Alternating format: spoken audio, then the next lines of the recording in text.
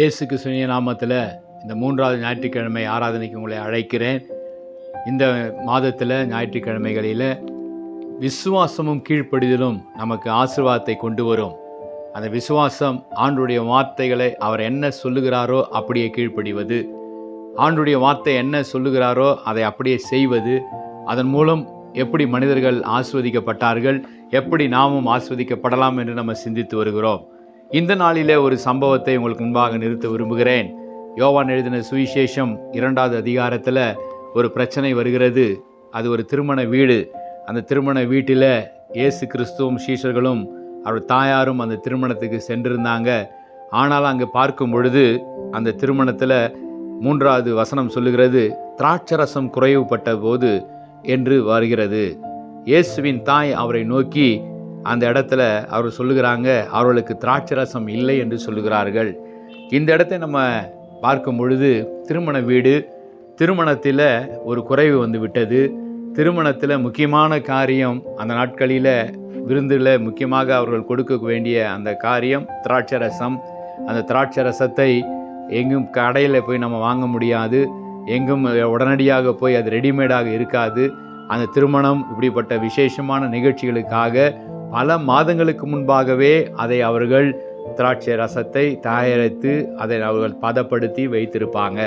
ஆகவே அது உடனே அது கிடைக்கிற ஒரு பொருள் அல்ல, அரிதான பொருள். அப்படிப்பட்ட ஒரு காரியம் குறைவுபட்டது என்று பார்க்கிறோம். ஒருவேளை அப்படிப்பட்ட அரிதான காரியங்கள் உங்கள் வாழ்க்கையில் கூட குறைவுபட்டிருக்கலாம். அப்படிப்பட்ட அரிதான காரியம் என் வாழ்க்கையில் இன்றைக்கு இல்லையே என்ற ஒரு சூழ்நிலை நீங்கள் கூட இருக்கலாம். ஆனால் பாருங்கள், இந்த இடத்துல அவர்கள் செய்த ஒரு நல்ல காரியம், அந்த திருமண வீட்டார் செய்த ஒரு நல்ல காரியம், இயேசு கிறிஸ்துவை திருமணத்துக்கு அழைத்திருந்தார்கள்.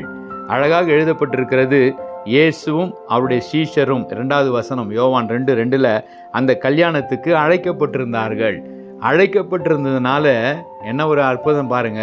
உடனே போய் இயேசுவின் இடத்துல அவங்க தாயார் சொல்றாங்க, ஐயா, இந்த இடத்துல இப்படி ஒரு காரியம், நம்ம வந்திருக்கிற இந்த திருமண வீட்டில் இப்படி ஒரு குறைவு, இந்த குறைவு அவருடைய வாழ்க்கையில் ஒரு அவமானத்தை கொண்டு வந்து விடும். புதிய வாழ்க்கையை ஆரம்பிக்கிற அந்த பிள்ளைகளுடைய வாழ்க்கையில் இது ஒரு பெரிய ஒரு வருத்தமாய் மாறிவிடும். இதை எப்படியாக தீர்க்க வேண்டும், இதை தீர்ப்பதற்கு மேலே ஆகும், நீர் எதையாகிலும் நீர் இதை செய்ய வேண்டும். வேதத்தை நீங்கள் வாசித்து பார்க்கும் பொழுது இயேசு கிறிஸ்துடைய ஊழியத்தின் ஆரம்பத்தில் செய்யப்பட்ட முதல் அற்புதம் என்று இந்த அற்புதத்தை நம்ம பார்க்க போகிறோம். இதை நம்ம பார்க்கிறோம்.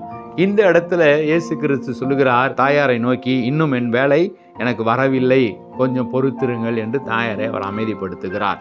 மற்ற திருமண காரியங்கள் நடந்து கொண்டிருக்கிறது, பந்தி விசாரிப்பு நடக்கிறது. முற்றுமாய் அங்கு இருக்கிற திராட்சரசம் தீர்ந்து போகிற வரை ஆண்டவர் காத்திருக்கிறார்.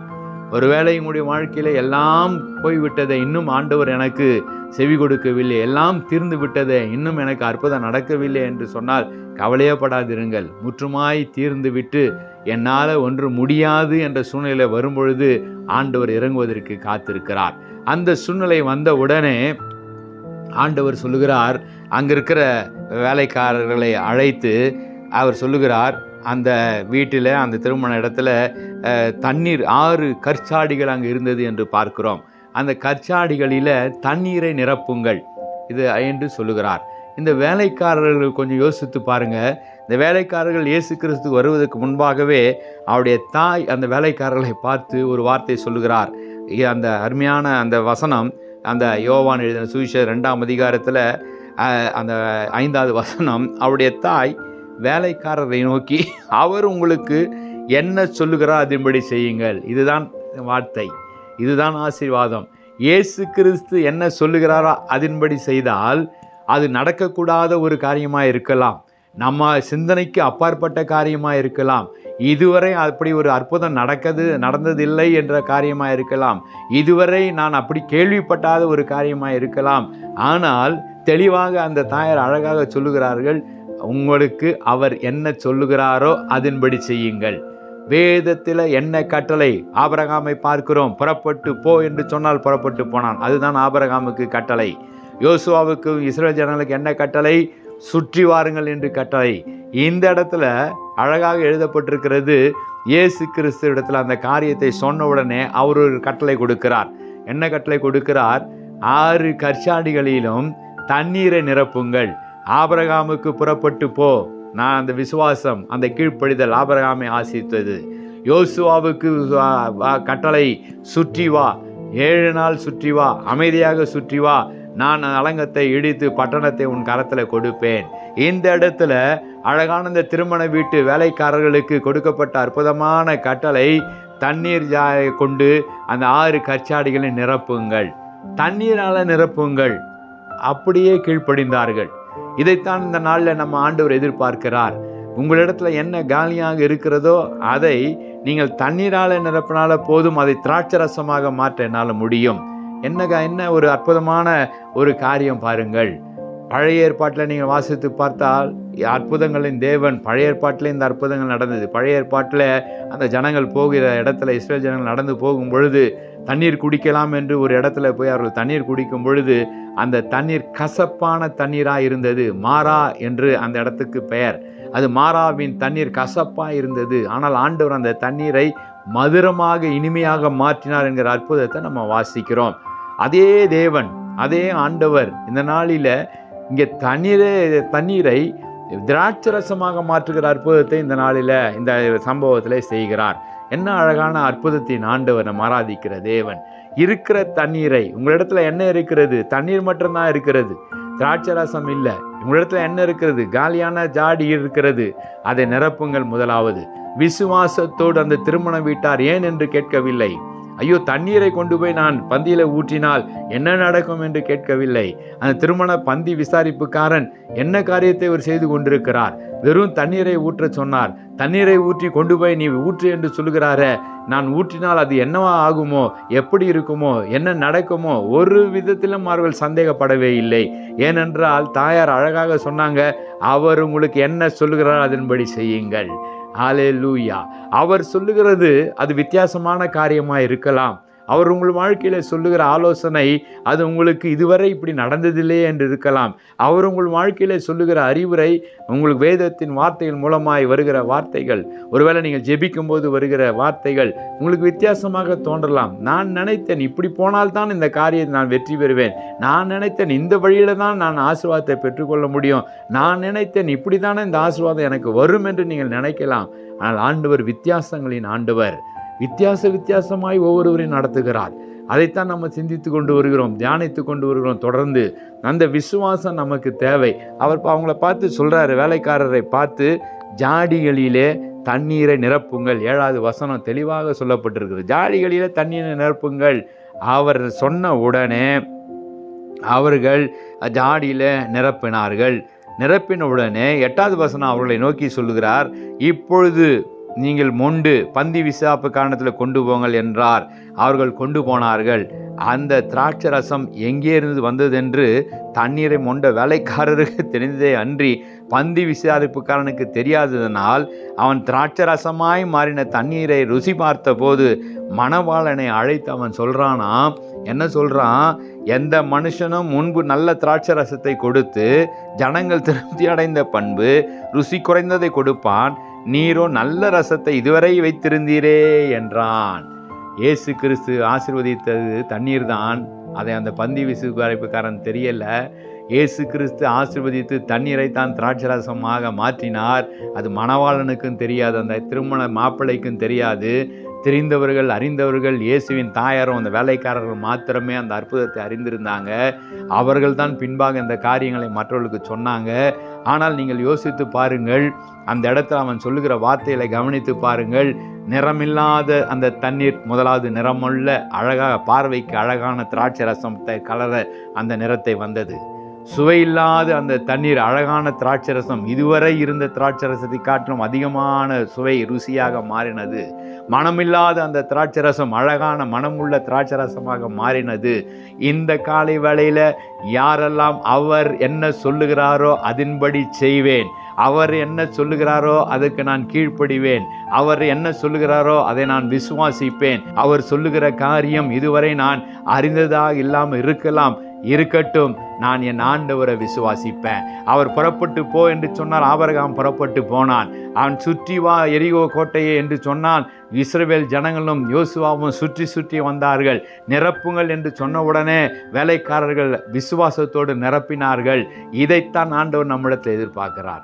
நிரப்புங்கள் என்று சொன்ன உடனே நிரப்பினார்கள், ஆசீர்வாதத்தை பெற்றுக்கொண்டாங்க.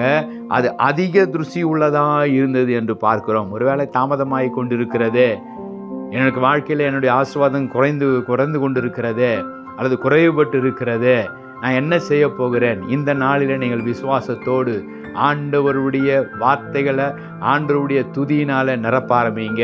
உங்களுடைய சிந்தனைகளை உங்களுடைய குறைகளை நோக்கி பார்க்காதீங்க. எங்கள் குறைகளை எல்லாம் நிறைவாக மாற்றுகிற வல்லமையுடையவர் நம்முடைய ஆண்டவர். என்ன குறை இருந்தாலும், என்ன உங்கள் வாழ்க்கையில் தேவைகள் இருந்தாலும், என்ன பற்றாக்குறை இருந்தாலும், முதல் காரியம் இயேசுவை அழைத்திருந்தார்கள். இயேசுவை உங்களுடைய வாழ்க்கையில் அழைத்து விடுங்கள்.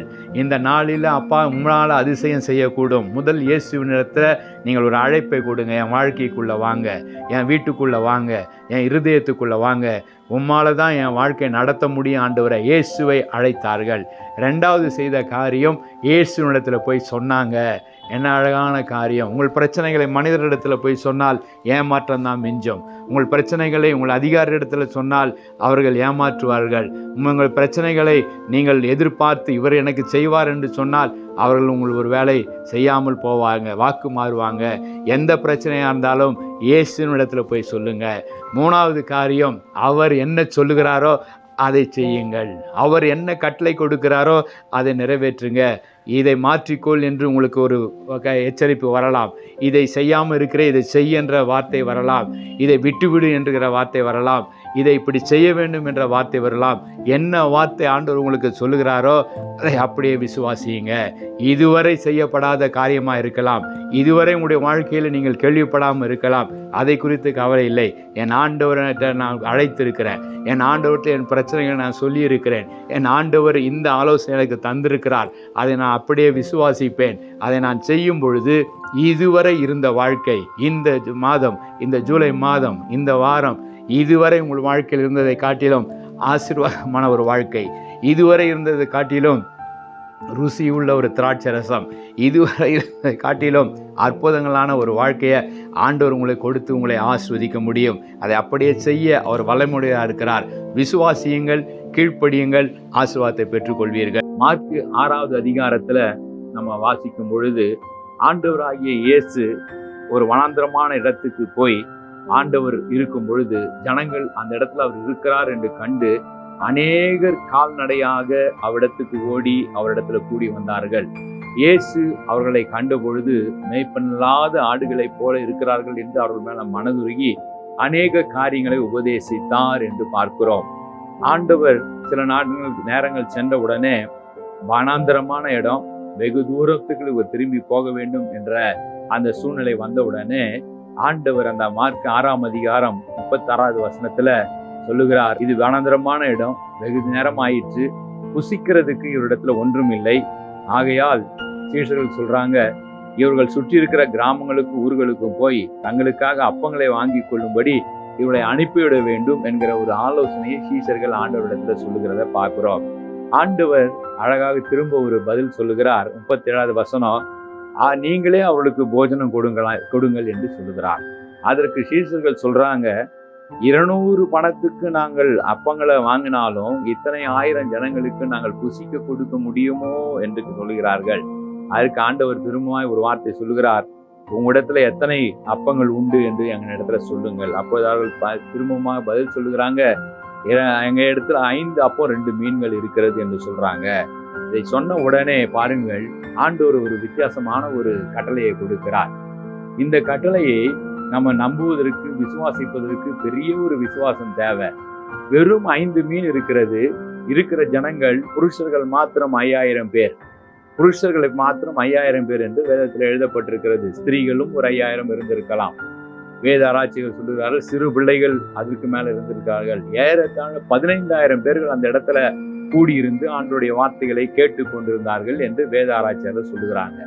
15000 பேர்கள் இருக்கிற இடத்துல வெறும் 5 அப்பமும் 2 மீனும் வைத்திருக்கிறோம் என்று சொன்ன சீடர்களை பார்த்து ஆண்டவர் ஒரு வார்த்தையை சொல்லுகிறார். ஆண்டவர் வார்த்தை அது கட்டளை. ஆண்டவர் ஒரு கட்டளையை கொடுக்கிறார். என்ன கட்டளை கொடுக்கிறார்? அந்த மார்க்கு 6வது அதிகாரத்துல 39ஆம் வசனத்துல, அப்பொழுது எல்லாரையும் பசும்புல்லின் மேல் பந்தி பந்தியாக உட்கார வைக்கும்படி அவர்களுக்கு கட்டளையிட்டார். இதைத்தான் நம்ம தியானித்து வருகிறோம். அவர் என்ன சொல்லுகிறாரோ அதன்படி செய்யுங்கள். அவர் என்ன வாக்கு தத்தம், புறப்பட்டு போ என்றால் புறப்படு, அவர் சுற்றி வா என்றால் சுற்றி வா. அவர் இந்த இடத்துல பார்க்கிறோம் நிரப்புங்கள் என்றால் நிரப்புங்கள். இந்த இடத்துல பார்க்கிறோம் உட்காரவே, உட்காரு, நான் அற்புதத்தை செய்ய போகிறேன். நீ அமர்ந்திருந்து நானே தேவன் என்பதை அறிந்து கொள்ள போகிறேன். நீ உட்கார்ந்து என் பாதத்துல காத்திருக்கும் போது நீ அதிசயத்தை பார்ப்பீர்கள். இந்த நாள் ஆண்டவர் உங்களை என்னை பார்த்து சொல்கிற காரியம், பதறாத, நீ திகைக்காத, நீ கலங்காத. நான் அவர்களை சுற்றி வர சொன்னது போல சுற்றி வர சொல்ல போகிறது இல்லை. புறப்பட்டு போ என்று சொன்னது போல புறப்பட்டு போக சொல்ல போகிறது இல்ல. நிரப்பு என்று சொன்னது போல நீ எதுவுமே செய்ய வேண்டாம். இந்த இடத்துல நீங்கள் செய்ய வேண்டிய காரியம், இந்த ஜனங்களுக்கு அவர்கள் மெய்ப்பனில்லாத ஆடுகளை போல இருக்கிறார்கள் என்று பார்த்த உடனே ஆண்டவர் மனதுருகி சொல்லுகிறாரு, வழியில இவங்க சோர்ந்து போயிருவாங்களே, பசியாய் அனுப்ப மனதில்லையே. எவ்வளவு அழகான ஆண்டவர்! உங்களுடைய நிலைமையை அறிந்திருக்கிற ஆண்டவர்.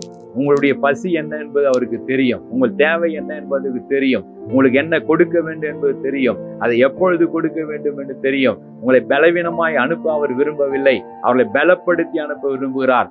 அதே ஆண்டவர் தான் இந்த காலை வேளை உங்களோடு என்னோடு கூட பேசி கொண்டிருக்கிறார். சோர்ந்து போய் இருக்கிறீர்களோ, பலன் இல்லாமல் இருக்கிறீர்களோ, ஒன்றுமே இல்லையே, நான் எப்படி இந்த மாதத்தை கடக்க போகிறேன் என்று இருக்கிறீர்களோ, நான் செய்ய வேண்டிய காரியங்கள் அநேகம் இருக்கிறது, என் கடமைகள் இருக்கிறது, என்னுடைய பணிகள் இருக்கிறது, என்னுடைய வேலை இப்படி இருக்கிறது, நான் ஓட வேண்டுமே, ஆனால் பலன் இல்லையே, நான் சோர்ந்து போயிருக்கிறேன் என்று சொல்கிறீர்களோ, அமைதியாக உட்கார சொல்லுகிறார் ஆண்டவர். உட்காருங்கள். நீங்கள் வேற ஒன்றும் செய்ய வேண்டாம். அவர் பாதத்துல உட்காருங்க. 2 சகோதரிகள் இருந்தாங்க. அந்த லாசருவின் வீட்டுல போகும்போது மாத்தாள், மரியாள் என்று 2 சகோதரர்கள் இருந்தாங்க. அதுல அழகாய் எழுதப்பட்டிருக்கிறது, அந்த ஒரு சகோதரி பல வேலைகளை செய்து கொண்டிருந்தாள். ஆனா இன்னொரு சகோதரியை குறித்து எழுதப்பட்டிருக்கிறது, இயேசுவின் பாதத்தில் உட்கார்ந்தால் ஆசீர்வாதத்தை பெற்றுக்கொள்கிற பிள்ளையே, நீங்கள் ஆசீர்வாதத்தை பெற்றுக்கொள்ள வேண்டும் என்றால் அவருடைய பாதத்துல உட்கார வேண்டும். அழகாக கட்டளை கொடுக்கிறார். அவர்களை உட்கார சொல்லுங்கள். அவர்கள் ஒரு ஒன்றும் செய்ய வேண்டாம். இன்றைக்கு நான் அவர்களை போஷிக்க போகிறேன். இன்றைக்கு ஒரு அற்புதத்தை அவங்க பார்க்க போறாங்க. வானத்திலிருந்து மன்னாவை வருவித்த தேவன் இஸ்ரவேல் ஜனங்களை நடத்தின பொழுது வானத்திலிருந்து மன்னாவை அவர்கள் போஷிக்கும்படி தூதர்களுடைய அப்பத்தை கொடுத்து ஆண்டவர் அவர்களை அழகாக போஷித்தார். அதே தேவன் இந்த நாளில வெறும் இருக்கிற 5 அப்பத்தை கொண்டு, இருக்கிற இந்த 2 மீனை கொண்டு, அதே அற்புதம் வானத்திலிருந்து இறங்கின மெய்யான தேவன் நான் என்பதை நான் நிரூபிக்க போகிறேன். இந்த உலகத்தை ரட்சிக்க வந்த ரட்சகர் என்று நான் நிரூபிக்க போகிறேன். காற்றையும் கடலையும் உண்டாக்கினவர் நான் தான் என்று நிரூபிக்க போகிறேன். என்னை விசுவாசிகளுடைய வாழ்க்கையில் ஆசீர்வாதங்கள் பெருகி கொண்டே இருக்கும் என்பதை நான் நிரூபிக்க போகிறேன். எல்லாரையும் பார்த்து ஆண்டவர் சொல்கிற காரியம், சீசர்களை பார்த்து உட்கார வையுங்கள். இந்த இடத்துல நீங்க கொஞ்சம் யோசித்து பார்க்கணும். சீசர்களுக்கு என்ன சீசருடைய மனநிலை எப்படி இருந்திருக்கும்? சீசருடைய மனநிலை என்னென்ன யோசித்திருப்பாங்க? உட்காருங்க சொல்றாரு, அழகாக அந்த சொல்றாரு. எப்படி உட்கார வைக்க வேண்டும்ங்கிற அந்த ஆலோசனையும் அந்த 40வது வசனத்துல 6ஆம் அதிகாரம் மார்க் 6:40 அப்படியே வரிசையாக 100 பேராகவும் 50 பேராகவும் உட்கார்ந்தார்கள். எந்த விசுவாசத்துல உட்கார்ந்தாங்கன்னு எனக்கு தெரியல. சீஷர்கள் எந்த விசுவாசத்துல, எப்படிப்பட்ட விசுவாசத்துல அவர்கள் உட்கார வைத்தார்கள் என்பதை நம்ம புரிந்து கொள்ள முடியல. சீஷர்களுக்குள்ள முதலாவது அந்த விசுவாசம் வர வேண்டும். இருக்கிறதோ 5 அப்பம், இருக்கிறதோ 2 மீன், இருக்கிறது 15,000 பேர். ஆண்டவர் 50 பேராக உட்காரவை, 100 பேராக உட்காரவை என்று சொன்ன உடனே சீஷர்களுக்குள்ள அந்த விசுவாசம் முதலாவது தொற்றி கொண்டது. தைரியமாக அவர் ஜனங்களிடத்துல பெரிய காரியம், உணவு கொடுக்கிறேன் என்று சொல்லிவிட்டு உணவு இல்லை என்று சொன்னால் பெரிய பிரச்சனை ஆகிவிடும். பெரிய ஒரு காரியம், இவ்வளவு பெரிய கூட்டம், இந்த கூட்டத்தை கட்டுப்படுத்துவது, இந்த கூட்டத்தை சமாளிப்பது ஒரு பெரிய போராட்டமாக மாறிவிடும். ஆனால் அவர்களுக்கு ஒரு விசுவாசம், என் ஆண்டவர் கட்டளை கொடுத்துட்டார், என் ஆண்டவர் சொன்னாரு, அவர் என்ன சொன்னாரோ அதன்படி செய்தா தண்ணீரை திராட்சரசமாய் மாற்ற முடியும். என் ஆண்டவரால காற்றையும் கடலையும் அடக்க இவரால முடியும். ஆண்டவரால முடியாத காரியம் எதுவும் இல்லை. இவரால முடியும். எப்படி செய்வார் எனக்கு தெரியாது. எப்படி வரப்போகிறது அப்போ எனக்கு தெரியாது. எப்படி மீன்கள் வரப்போகிறது எனக்கு தெரியாது. ஆனால் என் ஆண்டவர் தருவார். இதுதான் விசுவாசம். விசுவாசம் என்பது காணக்கூடாத காரியங்களை நம்ம விசுவாசிக்கிறது.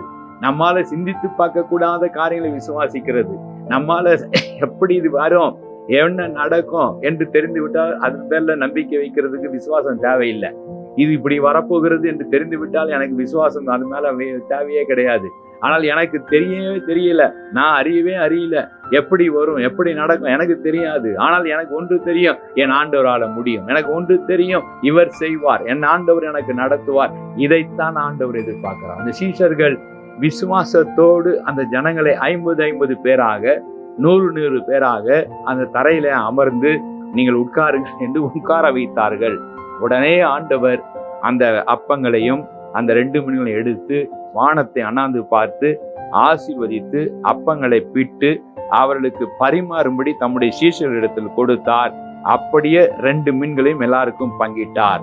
எல்லோரும் 42வது வசனம் அழகாக எழுதப்பட்டிருக்கிறது. எல்லோரும் சாப்பிட்டு திருப்தி அடைந்தார்கள். என்ன ஆச்சரியம் பாருங்கள். முதல் காரியம், ஆண்டவரிடத்துல நமக்கு விசுவாசம் வர வேண்டும். ஆண்டவர் 2வது முக்கியமான காரியம், ஆண்டவர் அற்புதத்தை செய்ய வேண்டும் என்றால் நம்முடைய கரத்துல இருக்கிறதை ஆண்டவர் கரத்துல கொடுக்க வேண்டும். உங்களுடைய கரத்துல இருக்கிறது வெறும் 5 அப்பந்தான், பரவாயில்ல. என்கிட்ட இருக்கிறது என் திறமை இவ்வளவுதான் ஆண்டவரே, என் தாளந்து இவ்வளவுதான் ஆண்டவரே, என் படிப்பு இவ்வளவுதான் ஆண்டவரே, என்னால் என் ஞானம் இவ்வளவுதான் ஆண்டவரே. இந்த காலை வேளை அதை ஆண்டவர்கிட்ட ஒப்பு கொடுங்க. இந்த காலை வேளை அதை ஆண்டவரிடத்தை அப்படியே அதை சமர்ப்பீங்க. இந்த காலை வேளை நான் அதை அப்படியே அர்ப்பணிக்கிறேன் ஆண்டவரே. என் திறமைகள், என் தாளந்துகள் எல்லாவற்றையும் உம்முடைய கரத்துல கொடுக்கிறேன். அவருடைய கரத்துல கொடுக்கும் பொழுது அதை அவர் ஆசீர்வதிக்கும் போது அந்த திறமைகள் தாளந்துகள் 1000 ஆண்டவரால பெருக செய்ய முடியும். ஆண்டவர் நாமத்துக்கு மகிமை உண்டாவதாக. அந்த அற்புதத்தை இந்த காலை வேளையில ஆண்டவர் உங்களுக்கு தர விரும்புகிறார். அமைதியாக அவர் பாதத்துல உட்கார்ந்துங்க. உட்கார்ந்தது மாத்திரம் அல்ல, உங்களிடத்துல என்ன இருக்கிறது அதை என்னிடத்துல கொடுங்க. உங்களிடத்துல இருக்கிறது போது அது கொஞ்சமாக இருக்கும், அது என்னுடைய கரத்துல வரும்போது அது பலுகி பெருகிறதாய் மாற்றி நான் மீண்டுமா உங்களுடைய கரத்துல கொடுக்க போகிறேன். என்னுடைய கரத்துல ஆண்டவர் உங்களுடைய வாழ்க்கையில என்ன காரியத்தை நீங்கள் வைத்திருக்கிறீர்களோ அதை அப்படியே ஆண்டவரிடத்துல ஒப்பு கொடுக்கும் பொழுது ஆண்டவர் அதை அதிகமாய் நமக்கு திருப்பி கொடுப்பதற்கு அவர் வல்லமையுடையவராய் இருக்கிறார். ஆண்டவருடைய கரத்துல உங்களுடைய வாழ்க்கையை ஒப்பு கொடுங்க. உங்க பிள்ளைகள் ஆஸ்வதிக்கப்படுவாங்க. ஆண்டவருடைய கரத்துல உங்களுடைய குடும்பத்தை ஒப்பு கொடுங்க, உங்க குடும்பம் ஆஸ்வதிக்கப்படும். ஆண்டவருடைய கரத்துல உங்களுடைய தொழிலை ஒப்பு கொடுங்க, உங்க தொழில் ஆஸ்வதிக்கப்படும். ஆண்டவருடைய கரத்துல உங்க வியாபாரத்தை ஒப்பு கொடுங்க, உங்க வியாபாரம் ஆஸ்வதிக்கப்படும். ஆண்டவருடைய கரத்துல ஒப்பு கொடுத்த உடனே அதை அவர் தொட்டு ஆசீர்வதித்து அதை பிட்டு கொடுத்தாராம். கொடுத்த உடனே பாருங்கள், 50 பேராக 100 பேராக உட்கார்ந்த அத்தனை ஆண்கள், பெண்கள், சகோதரிமார்கள், சிறு பிள்ளைகள் அத்தனை பேரும் சாப்பிட்டு திருப்தி அடைந்தார்கள்.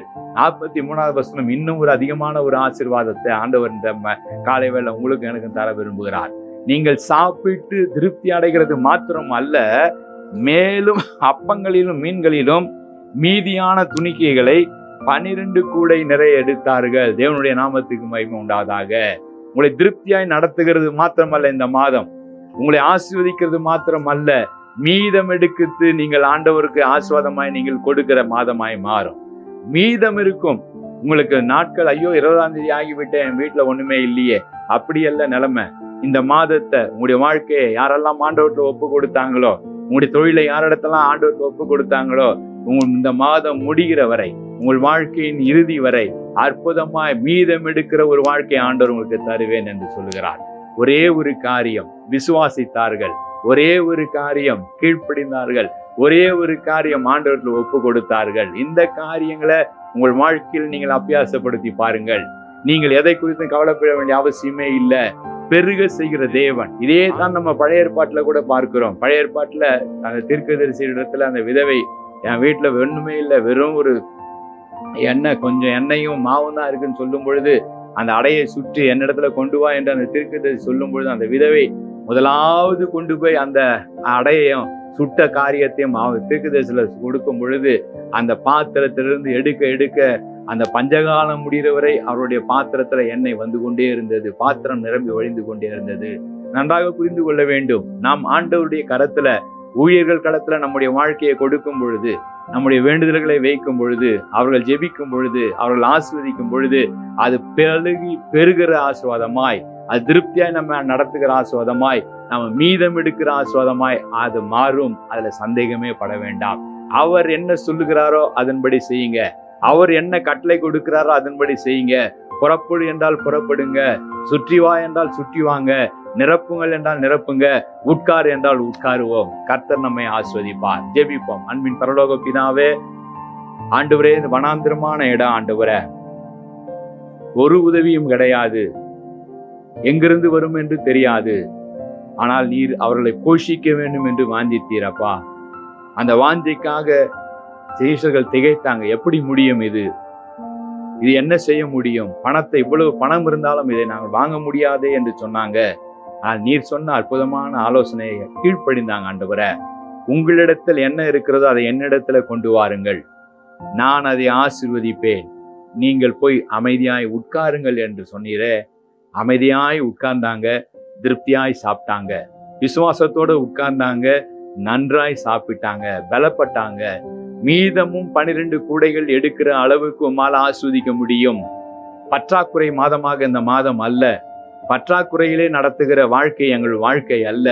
உம்மை கர்த்தரை நம்புகிறவனோ செழிப்பான். உம்மை விசுவாசிக்கும் பொழுது நீ செழிக்க வைக்கிற ஆண்டவர். ஆண்டவரே, நாங்கள் கனி தருகிற ஒரு மரமாய் எங்களை மாற்றுகிற ஆண்டவர். ஆண்டவரே, நாங்கள் அநேகரை ஆசீர்வதிக்கிற கரமாய் எங்கள் கரங்களை மாற்ற முடியும். ஆண்டவரே, நீயோ கீழாகாமல் மேலாவா என்று சொன்னீரே. நானோ உன்னை ஆசீர்வதிக்கவே ஆசீர்வதிப்பேன் என்று சொல்லியிருக்கிறீர. இந்த வார்த்தைகளை கேட்டு விசுவாசிக்கிற ஒவ்வொருவரையும் அப்படியாக ஆசீர்வதிங்க. இல்லாதவளை இருக்கிறவனாய் செய்ய உம்மால முடியும். ஆண்டவரே, இருக்கிற 5 அப்பத்தை 2 மீன் ஆண்டவர் 5000, 6000, 15000 பேர்களுக்கு பெருக செய்ய, திருப்தியாய் நடத்த, போஷிக்க உம்மால முடியும். ஆண்டவரே, எங்க குடும்பத்தை அப்படியாக நீங்க போஷிக்க போறீங்க. எங்க தொழிலை அப்படியாக நீங்க திருப்தியாய் நடத்த போறீங்க. எங்க வியாபாரத்தை நடத்த போறீங்க. எங்க சபையை நடத்த போறீங்க. எங்க ஊழியத்தை நடத்த போறீங்க. நன்றி செலுத்துகிறோம் அப்பா. நீர் எல் ஷடாய், சர்வ வல்லமை உள்ள தேவன். நீர் ஆண்டவரே, நீர் எங்களை காண்கிற தேவன். ஆண்டவரே, எந்த இடத்துல ஆண்டவரே நீ மன துருக்கத்தோடு என் ஜனங்கள் தோய்ந்து போவாங்களே, வழியிலே சோர்ந்து போவார்களே, இவர்களை எப்படியாகிலும் திருப்தியாய் தாகரத்தை கொடுத்து அனுப்ப வேண்டும் என்று மன துருக்கம் உள்ள தேவன். எங்களை பட்டினியாய் இருக்க நீர் விடுகிறதில்லை. எங்களை பலப்படுத்தி ஆசீர்வதித்து நாங்கள் புஷ்டியும் செழுமையுமாய் இருக்க விரும்புகிற தேவன். ஆண்டவரே, நன்றி செலுத்துகிறோம். இந்த பிள்ளைகளை, கேட்ட பிள்ளைகளை அப்படியாகவே நடத்துங்க, ஆசீர்வாதமாய் நடத்துங்க, உடைய கிருபைக்குள்ள நடத்துங்க. நாங்கள் உம்மிடத்துல கொடுத்த ஆசீர்வாதத்தை பெற்றுக்கொள்கிற பிள்ளைகளாய், ஆண்டவர் திருப்தியாய் எங்களுடைய வாழ்க்கையை நடத்துகிற பிள்ளைகளாய், மீதம் எடுக்கிற ஒரு வாழ்க்கை வாழ்கிற பிள்ளைகளாய் எங்களை மாற்றினதுக்காக நன்றி செலுத்துகிறோம், சோத்தரிக்கிறோம். துதிகன மகிமை ஒருவருக்கே எடுக்கிறேன். இயேசு கிறிஸ்துவின் நாமத்தில் ஜெபங்கள் நல்ல பிதாவே. ஆமேன், ஆமேன். God plus.